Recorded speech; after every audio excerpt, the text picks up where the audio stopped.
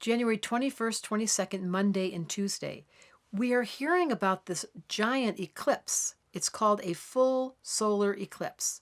When the sun and the moon are opposite each other, this is the degrees that are important. You want to pay attention to the degree of the moon when there's an eclipse and how it affects your chart. So anywhere from 0 degrees of Leo to 3 degrees of Leo, if you know astrology, you are going to take your chart out and look in the circle of where is 0 degrees of Leo in your chart. So in my case, for example, it's on the very top of my chart.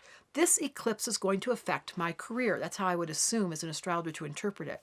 You go look and see what sign, we know it's Leo, what house is a degree. This is all technical, and most of you watching Astrology Answers are astrology buffs. You're interested, but the actual application requires a good astrologer to sit down with you and say, this eclipse provides some potential.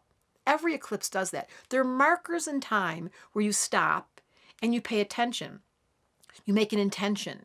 You give yourself a marker where you say, from now on, da-da-da-da-da. Now, it's in Leo. The sun is opposite. Here it is in Aquarius, just entered.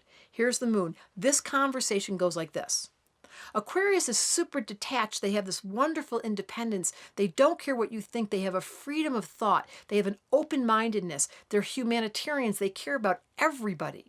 Opposite is Leo, totally care what you think and how I look and does the thing match and wanting to get your approval. And they care more about their family and their own special people than they do about humanity as a collective. So the opposition is this universal love and then this very personal love, like love affairs and your one and only and your heart. So it's an opposition that creates a dynamic or a dialogue about how able am I to look at my individual Leo tendency of being special.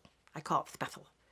And yet stay true to my uniqueness without my ego describing special as different from you, but everyone has a special quality. So it becomes this very interesting conversation of, can I be myself, have my ego, feel good about myself, think I'm a good mom, or I'm a good teacher, or I'm a good speaker, or I'm a good dancer, that's the Leo, but not get so lost in it that it separates me from you, because that's the downside of Aquarius. They feel separate. They stand apart. They don't fit in.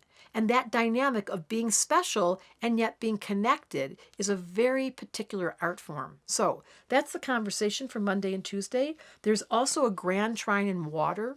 Beep. That was a mistake. There's a grand trine in fire. I like making mistakes and being authentic for you because it's in fire. And fire people are so honest. And Aquarius is so weird. And I just did it for you. We have Jupiter and Venus in Sag. We have Mars in Aries. And we have that big fat moon in Leo. There's a lot of chi, that grand trine in fire. 2 planets that are a big blue line, one leg of a triangle. The third planet equally a blue line, 120 degrees. We call that a grand trine in fire. It gives chi.